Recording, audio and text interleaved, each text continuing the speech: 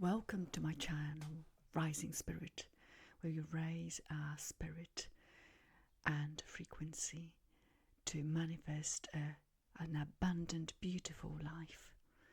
Okay, so I would like to talk about brainwaves today, and specifically the Theta brainwave state, which is really important for changing some of the limiting beliefs we hold, so that we can make our life more wholesome and fulfilling.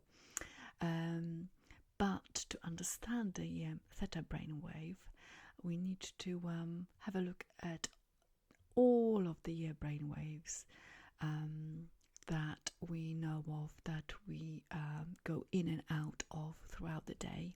So let's have a look at them now, shall we?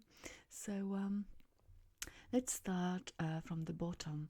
The delta brainwave state is achieved in deep sleep. It is synonymous to restoration, rest, healing.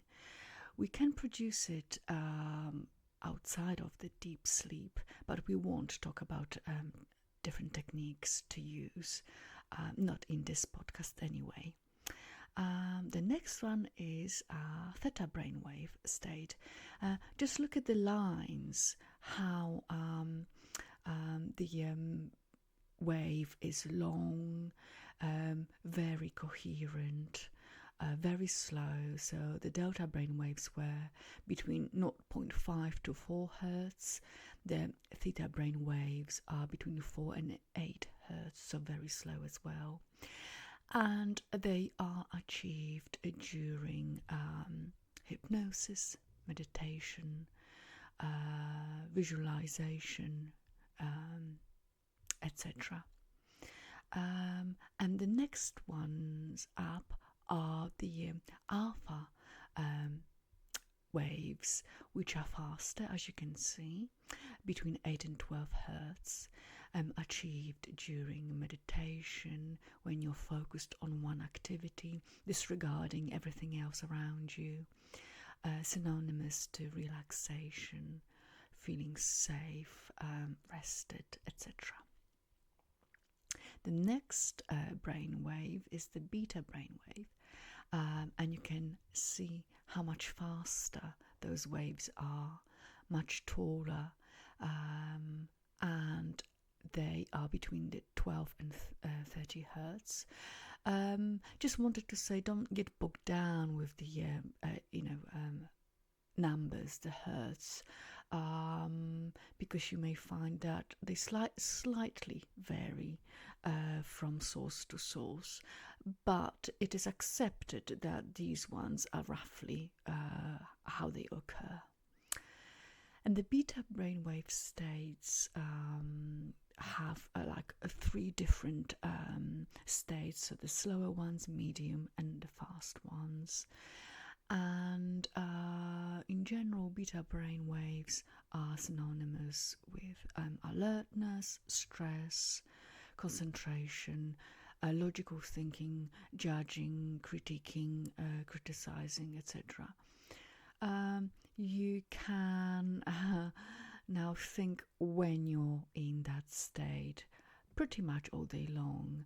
A lot of us driving to the office, pick up the kids, or watching the news, having a loud conversation with someone. This state is not conducive to rest, healing, feeling relaxed, safe. It is an alerted state, and whilst it is beneficial to us, we should remember that staying in that state, especially in the high ranges, is not healthy for the mind, body, for our energy at all. And the last brainwave state is the gamma brainwave state, and you can tell how fast the gamma waves are between 30. You know, even here it says 100 hertz. Gosh. Anyway, they're very fast, and they're different to your beta brainwave state, even though they're much faster, as you can tell. Why? Because the gamma waves are synonymous with oneness, with insight, with being connected to everything and everyone. Not many of us have achieved gamma brainwave states.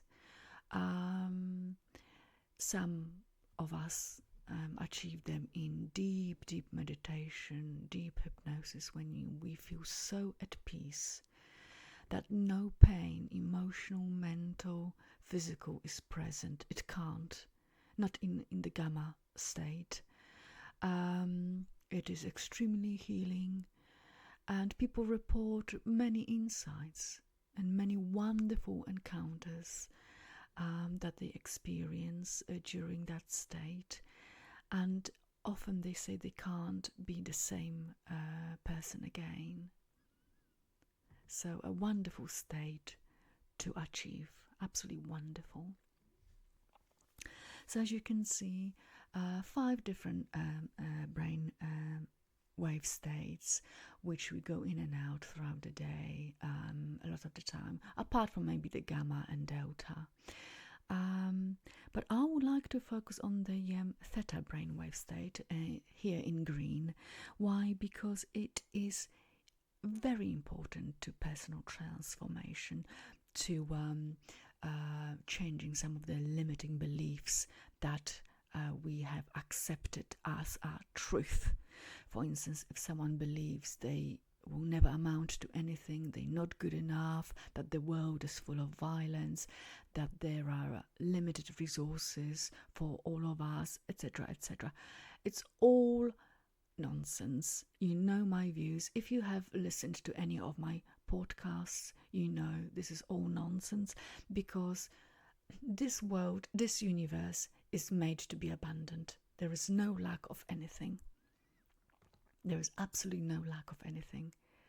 And if you believe that there is lack and scarcity, well, you are then abundant in believing there is lack and scarcity, that you are not enough. How can you not be enough when you have been created as this indestructible, incredible spirit, that energy that exists, and whatever exists cannot not exist? Remember, that's one of the first laws of this universe, not a physical law. I'm not talking about physics here.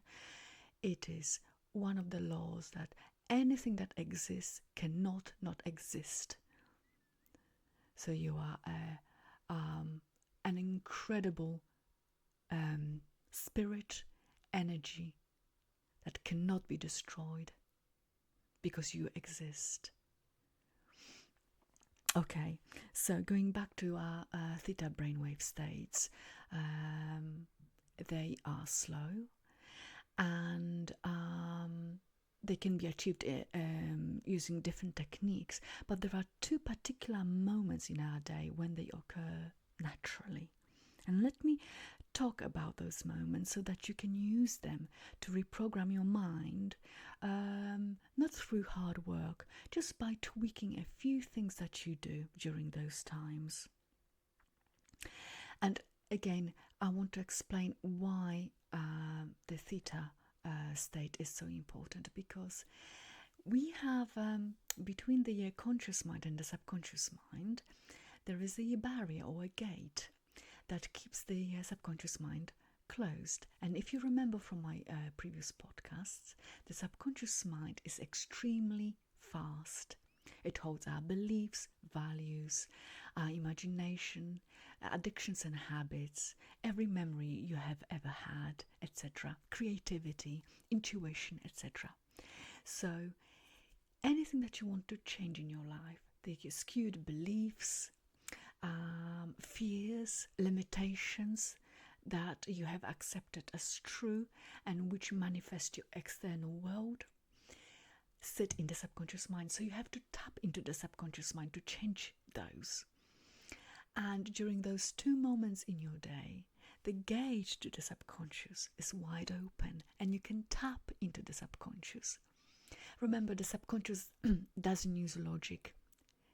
It accepts whatever we give it, especially if it's a repeated message day in, day out, day in and day out. It will accept it as true. So a lot of our beliefs come from our childhood. And during childhood, you have not developed any critical thinking, which would help you reject some of the ideas which are not true. And that's why a lot, if not most, of our limiting beliefs come from our childhood. So they have been passed on to us inadvertently. And so when we are talking about the subconscious and the gate opening, those 2 moments are when the gate is wide open. So when are those 2 moments? Well, before you go to bed and when you first wake up. So before you go to bed, let's say 2 hours before going to bed, just think back to last night and what you did.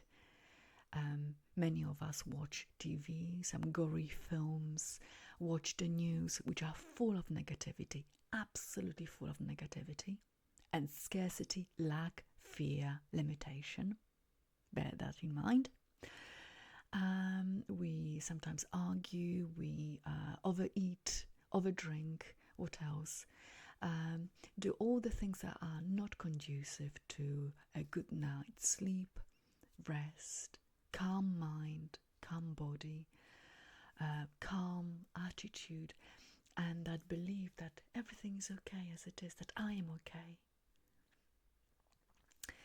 So when we engage in activities that bring fear, more limitation, etc. into our life, and remember, it's not that life is limiting or limited, it is because we believe it is. So therefore it will manifest in our life. So when we engage in those activities, the last things that the subconscious has been exposed to before going to bed are those messages that are full of fear, limitation, scarcity, doubt, disappointment, etc. So it will dwell on all those messages throughout the night. And often we wake up tired, fed up, fearful, anxious, etc. And it just perpetuates, that state perpetuates day in, day out. And in the morning when we first wake up, we have just come out of the delta state, the deep, restorative, healing state, to the theta state. And what do? Many of us grab our phone, check our emails, text messages, go on social media, put on the TV, listen to the news, think what we have to achieve today, where we have to drive, what we have to do, who we need to meet, or think about possible arguments we're going to have in the day. So we flood our mind, our system, our energy with all those fearful messages. When the gate to the subconscious is open, so the subconscious absorbs it because it can't reject any such ideas because it doesn't have the facility. So it absorbs all those messages and then dwells on them throughout the day, which often reinforces what we have put into the subconscious in the morning. Because, traffic is bad, the weather is not good, we've had an argument, something didn't go our way, etc., etc. And then in the evening, what do? We do more of those fearful activities just to reinforce what we have done throughout the day and in the morning. So what does the subconscious mind's supposed to do? Well, it just accepts those fearful limiting beliefs. Yet again, it is absolutely flooded with them, and it is a perpetual vicious circle. So I propose something else. I propose that we make tweaks in those two crucial moments, in the evening and in the morning. So in the evening, for instance, you can stop watching TV, put on a slow healing music. There's plenty to choose from on YouTube. You can invest in something as well, and engage in activities that bring you happiness and calm. For instance, these are just my things I do that work for me, but of course you are different, so you need to adjust things to suit you. But I do breath work, I do yoga, I love reading, I often have a slow music, healing music on, no lyrics at all. I watch things as well, but they're usually very inspiring, very neutral to my nervous system. And I don't overeat, I don't drink alcohol, so that's not a problem. I don't drink coffee in the evening ever. So I prepare myself for sleep, and I use affirmations and other techniques just before going to bed to flood my subconscious mind with positive messages about myself, my own worth, but also the world around me, how beautiful it is, full of opportunities, full of abundance, and that abundance is just waiting for me to discover it. And the same in the morning. I do stretches, I do qigong, sometimes breath work when I have time. And it literally sometimes takes 5-10 minutes, no more. And I feel good, I feel energized, I feel ready. And whilst I may have an intention for the day, what I want to achieve for the day, I don't insist that the day has to unfold the way I want it to. Because remember, no insistence, no resistance. When you don't insist on something, you don't resist that very thing you want to come into your life.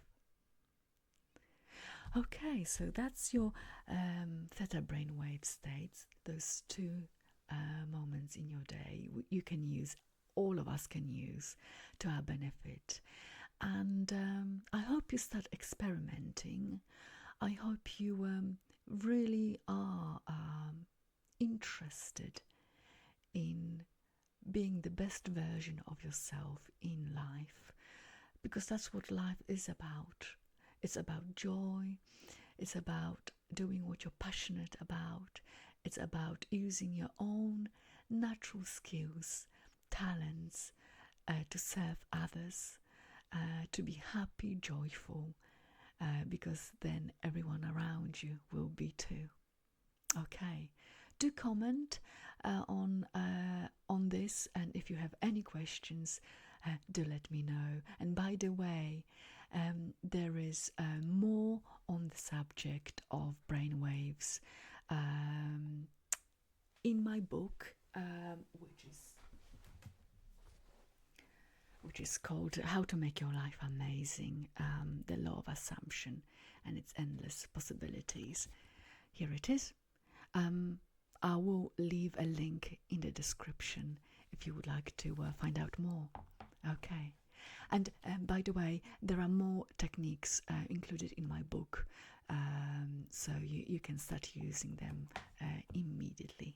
All the best for now.